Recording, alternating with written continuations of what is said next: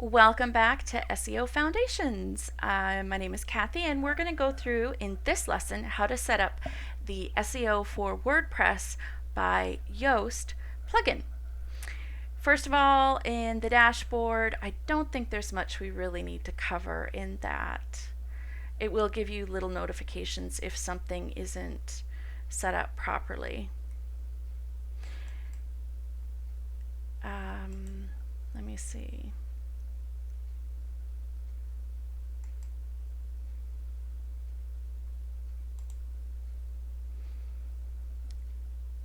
There's no problems in here. Right, so that's all that it is. The general, we don't need that either. Now, features. You are going to want to see the advanced settings because we can work with that on page. I haven't actually seen anybody who uses it properly, so I would just disable it. And the admin bar. It's personal preference. For your company info, this is important. You're going to want to choose whether you're a company or a person here and set up the Google account accordingly, and also pick your default logo for when Google is displaying your company or yourself in search engine results.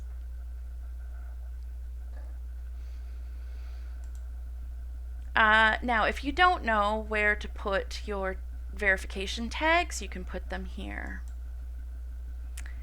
And you do want to enable this. So have all the advanced stuff showing so that we'll be able to work with it. We're going to next go into titles and metas. I have to apologize because I've been having computer issues. It's been taking forever. My website is actually faster than this. It's my computer that's crashing on me all the time. So I'll go into the tools because I opened that up separately. You shouldn't ever need to use this one unless you're exporting your Yoast settings and importing them to another site. Okay, finally, titles and metas.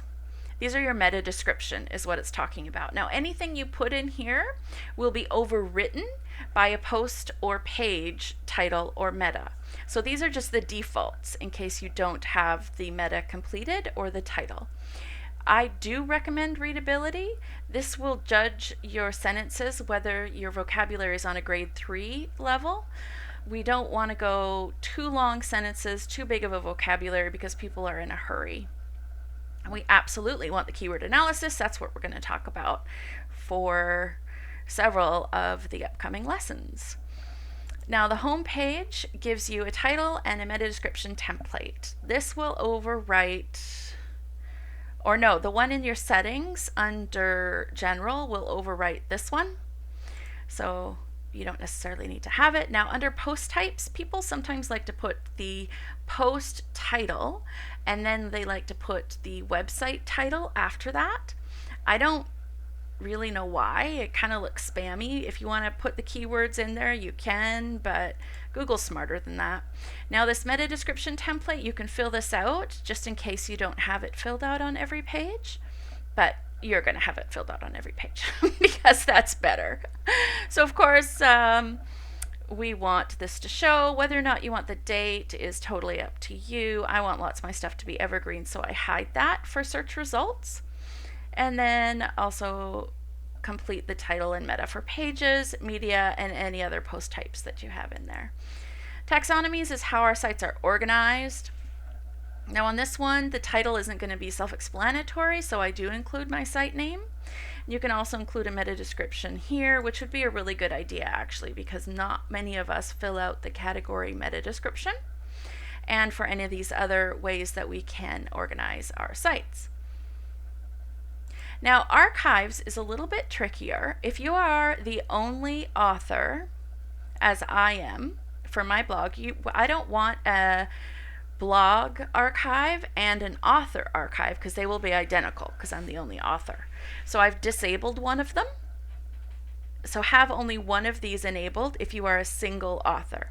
If you have lots of contributors, leave those both on. Search pages and 404 templates if you don't want them being indexed, you can turn that off. And I don't know why you would no index the subpages. I guess if you thought that they were duplicates of something else. But this one, use meta keywords. Meta keywords haven't been considered by search engine for years, so I don't know why anybody would. So just get rid of that one. Social, make sure that you fill this all out. This just is a little bit extra for Google to have a look at. And it will give you that default Facebook image that people are often complaining that nothing was picked up. So fill this in with your social profiles and then go to Facebook, Twitter, Pinterest. So when somebody does, make sure the open graph is on. So when somebody does copy and paste a link, your logo or a nice image is uploaded, not some image from your sidebar or something. You don't need to add Facebook admin. That is something different, and you can get those same insights actually in Facebook. Twitter is the same thing. Now this is a really good idea. Use summary with a large image, and for sure it's just like your open graph information for Facebook is your Twitter card data. So be sure to have a Twitter card enabled here, and then go to Twitter and save a Twitter card, pin it to the top of your profile. Pinterest is just your confirmation number there so that it recognizes your site. And you can put your publisher page, which I don't think are used anymore anyway. So this is where you would put your publisher page, and then the author pages are in the users tab under their profiles.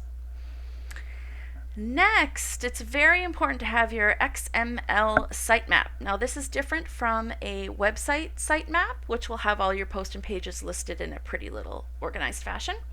This is just for Google's search bots and for any robots that are spidering the internet. This gives them an overview of all the posts and pages and images and other content that you have on the web. This is really important to have enabled, and you are going to want to get the URL from here. Open that in another tab. We're going to want to copy and paste this URL up there into your search engine, your search console. Search console. Okay. Post types include the ones that you want, don't the ones you don't. I don't include anything like my slides because they're duplicate. They're already in my posts and pages. Your media, I don't think it needs to be included separately because it's already going to be in your posts and your pages. If you really want to get rid of certain posts, you can do that here, or get rid of specific taxonomies. Now, I don't include tags because they are duplicate. Like all of my posts are in a specific category, so they don't need to be in a tag index as well. And then, like I said, once you have those complete, then save your changes, copy the URL, and use it for your search console. Here you can enable breadcrumbs. I've never actually done that, so I'm not sure if they will look okay and match your theme, or if you're going to need some help with a developer to do that. Do not make changes under this permalinks thing. It will break your site. If you have people already saving URLs and then you go ahead and change them here, this will change them, but it will not add redirects. So all the incoming links will break.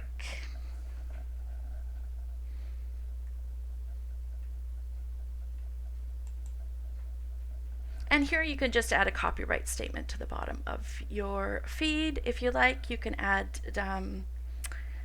different things on the feed. I don't know why this is related to SEO, but it's there.